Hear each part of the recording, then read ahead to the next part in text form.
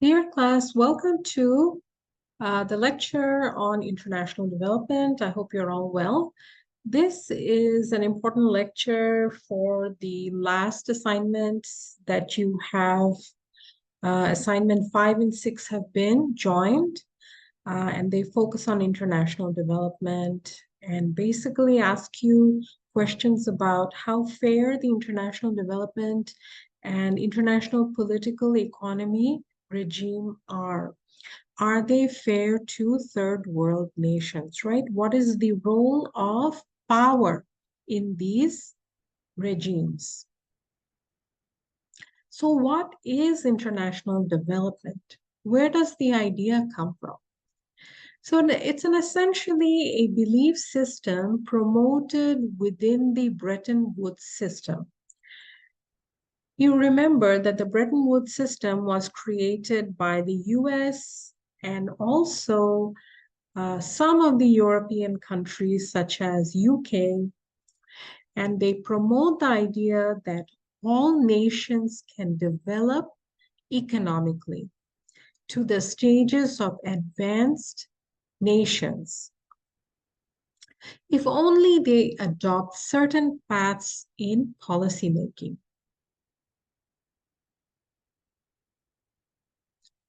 What kind of paths? So originally, the idea of development focused on economic growth. So nations were told you should focus on economic growth, and that's the only type of system you should focus on.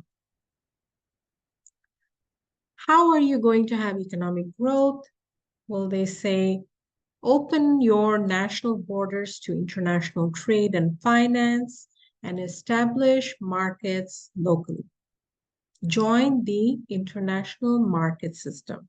That's essentially what's happening. So this starts in the 50s. Bretton Woods institutions like the World Bank and the International Monetary Fund were also promoted as financial resources for poor nations that lacked the infrastructure to do so. Meaning, if they need to open up to international trade and finance, that means that they're going to be importing and exporting with the world. Well, what if they don't have the necessary seaports? What if they don't have places to store the imports? You need all kinds of infrastructure. What if they don't have the government structure to look over these things? The problem begins when the Bretton Woods would provide loans for these kinds of activities, but also force nations to pay large amounts of interest and require interest payment even before local necessities such as public health care and education were taken care of. So this went on for a while, and it's really the Cold War era.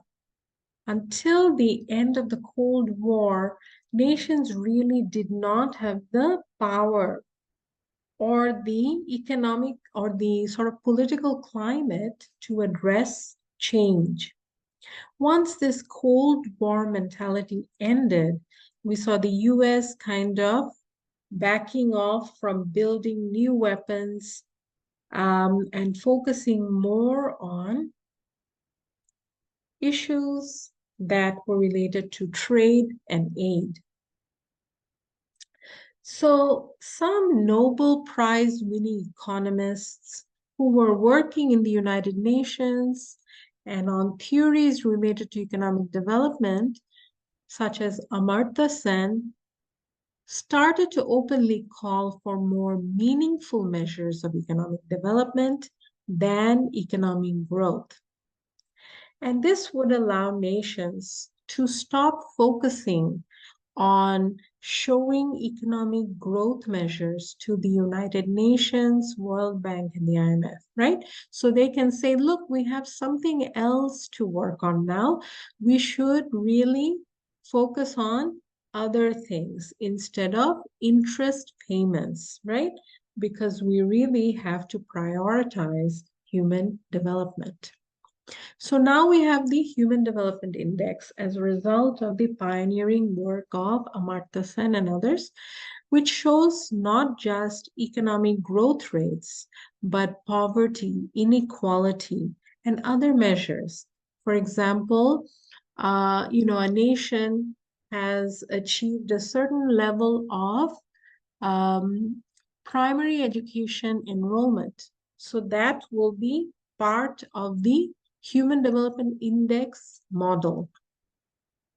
They look at these kinds of variables other than just focusing on economic growth rate, because these are actually measuring how nations are doing around the planet.